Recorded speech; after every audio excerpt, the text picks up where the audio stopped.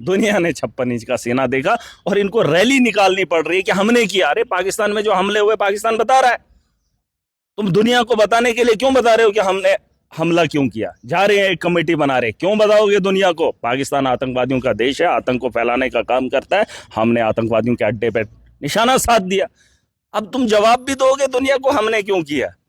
अरे ये प्रधानमंत्री हमें चाहिए। दिया तो दिया, ठोका तो ठोका, लेकिन तुम कमेटी बनाओगे फिर दुनिया को बताओगे हमने वहां पर हमला क्यों किया, हम सीज फायर करेंगे। अमेरिका के कहने पर वो 56 इंच का सेना जिसको देश और दुनिया देखना चाहती, मजलूमों के लिए नहीं, मजलूमों के लिए नहीं, मुसलमानों के लिए नहीं, इस देश की बका के लिए उनको खड़ा होना चाहिए था, जहां घुटने टेक दिए और तिरंगा रैली भाजपा निकाल रही है कि हमने सफल किया। वो सेना ने किया, हमारी फौज ने किया, जो इस मुल्क की फौज है, और ये भाजपा से पहले भी थी। जो कच्चे घर हैं, मजाक तो तब हुआ जब मैं इलाकों में गया, कहा कि गरीबों के जो कच्चे मकान हैं जिन पे शेलिंग हुई है उनको 20-25 हज़ार देंगे, और जो पक्के मकान हैं उनको लाख रुपया देंगे। फिलहाल ये जब मैं देश से पूछना चाहता हूं कि मोदी का सपना 2024 का वो कच्चे को पक्का करने का, और बॉर्डर एरिया में अभी भी कच्चे, और उनके जब मकान वो गिर गए तुम 25 हज़ार दोगे? वो शहीद का दर्जा तो दे दीजिए। आप तो कह रहे हैं, आपने पहले ही कहा वो शहीद, शहीद कौन मानता है? अरे सरकार तो लिखत में दी है, बताए कि ये शहीद है।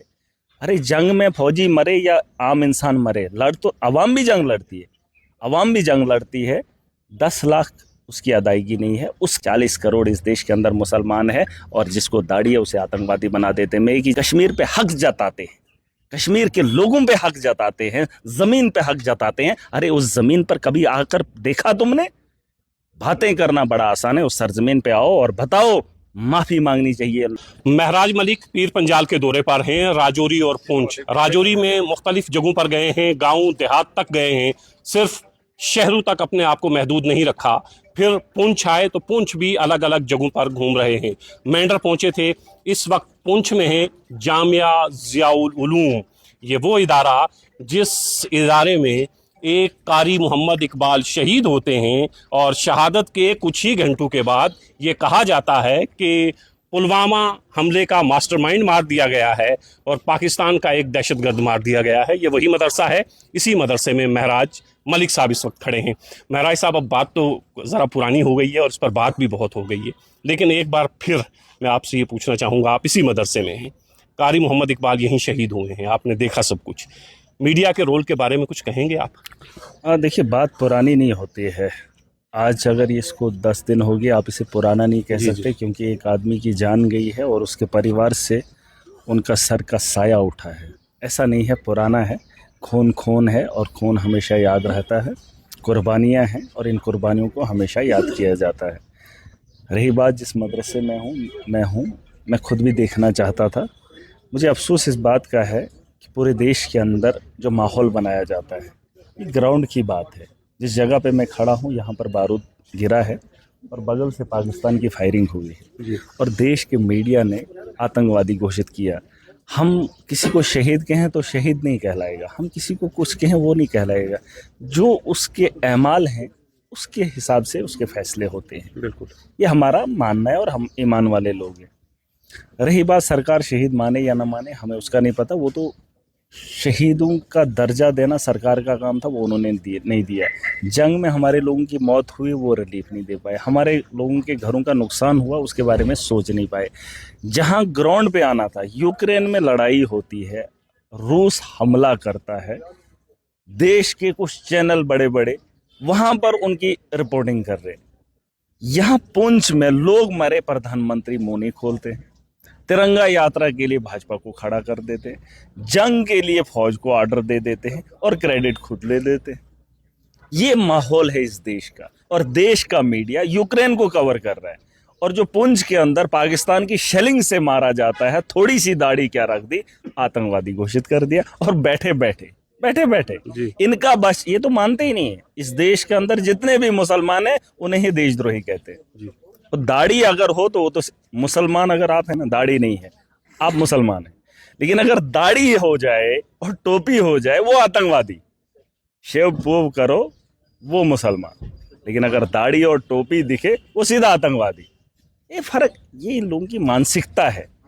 इस देश को तबाह करने में जो इनका अहम रोल है वो निभा रहे हैं जी।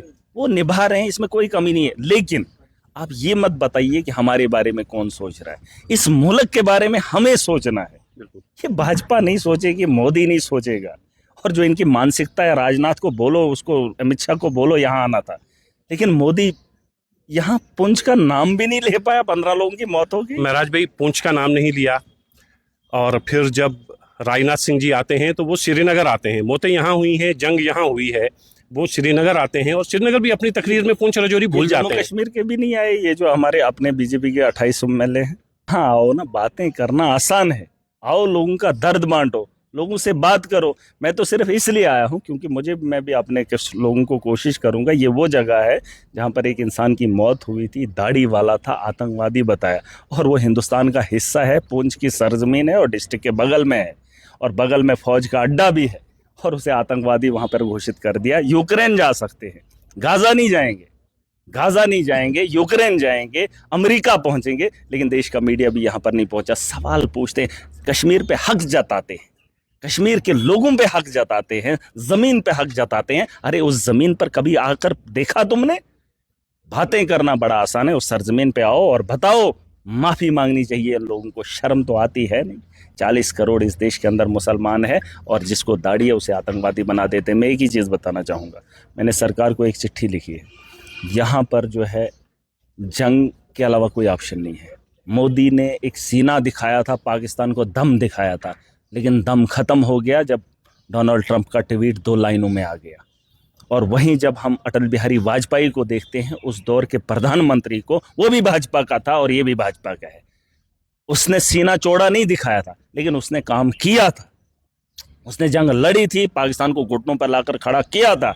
और यहाँ पर जो हुआ है, दुनिया ने 56 इंच का सीना देखा और इनको रैली निकालनी पड़ रही है कि हमने किया। अरे पाकिस्तान में जो हमले हुए पाकिस्तान बता रहा है, तुम दुनिया को बताने के लिए क्यों बता रहे हो कि हमने हमला क्यों किया? जा रहे हैं एक कमेटी बना रहे, क्यों बताओगे दुनिया को? पाकिस्तान आतंकवादियों का देश है, आतंक को फैलाने का काम करता है, हमने आतंकवादियों के अड्डे पे निशाना साध दिया। अब तुम जवाब भी दोगे दुनिया को हमने क्यों किया?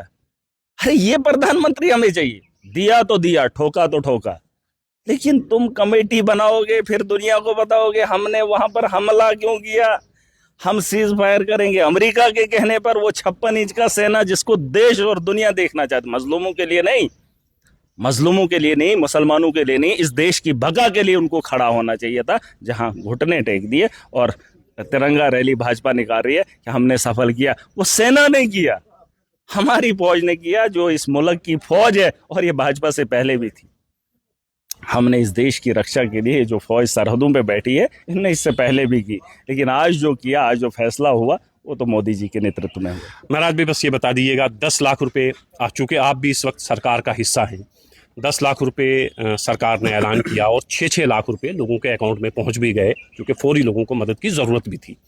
मरकज़ की तरफ से अभी तक कोई अनाउंसमेंट इस तरह की नहीं हुई है। क्या प्राइम मिनिस्टर पैकेज यहाँ नहीं मिलना चाहिए लोगों को? और 10 लाख रुपए जो आपकी सरकार ने दिए हैं, क्या उसमें कुछ इजाफा नहीं होना चाहिए? देखिए, मौत, आप यहाँ की राजौरी पुंछ देख चुके हैं, मैं एक यहाँ की बात, गुर्बत मौत भी की देख चुके कीमत हैं। आप नहीं लगा सकते, मौत की कीमत आप नहीं लगा सकते, और जो लोगों का नुकसान हुआ जानी, तो आप कीमत लगा ही नहीं सकते। ये तो आपने रिलीफ दे दिया, ठीक है भाई, थोड़ा सा इमदाद है, बाकी ये मत बताना कि आपने उसका हक अदा किया, आप हक अदा नहीं कर सकते। फिलहाल सरकार को मैं ये बताना चाहूंगा, उनको शहीद का दर्जा तो दे दीजिए। आप तो कह रहे हैं, आपने पहले ही कहा वो शहीद, शहीद कौन मानता है? अरे सरकार तो लिखत में दी है, बताए कि ये शहीद है। अरे जंग में फौजी मरे या आम इंसान मरे, लड़ तो अवाम भी जंग लड़ती है, अवाम भी जंग लड़ती है। 10 लाख उसकी अदायगी नहीं है। उसके अलावा मैं आपको बताना चाहूँगा, जो कच्चे घर हैं, मजाक तो तब हुआ जब मैं इलाकों में गया, कहा कि गरीबों के जो कच्चे मकान हैं जिन पे शेलिंग हुई है उनको 20-25 हज़ार देंगे, और जो पक्के मकान हैं उनको लाख रुपया देंगे। फिलहाल ये जब मैं देश से पूछना चाहता हूं कि मोदी का सपना 2024 का, वो कच्चे को पक्का करने का, और बॉर्डर एरिया में अभी भी कच्चे, और उनके जब मकान वो गिर गए, तुम 25 हज़ार दोगे? क्या ये पॉलिसी आप नहीं बना सकते कि आवास प्लस में इनको डाल के 2 लाख नहीं 2.5 लाख 3 लाख बना दे देते और वो पक्का मकान बनाए? और बॉर्डर एरिया में अगर आज भी कच्चे मकान है तो शर्म से डूब के मर जाना चाहिए। और सड़कों के बॉर्डर की हालत में देख कर आए हो, लोगों के हालात देख कर आए हो, और जो नुकसान माली हुआ है उसकी भरपाई सरकार नहीं कर पाएगी। देख लेना जब असेसमेंट के लिए आएंगे, एक एक दरवाजे की कीमत क्या है। दरवाजा 5,000 का बनता है, ये पूरे मकान का जो नुकसान हुआ है उसको 5-10 हज़ार में निपटा लेंगे।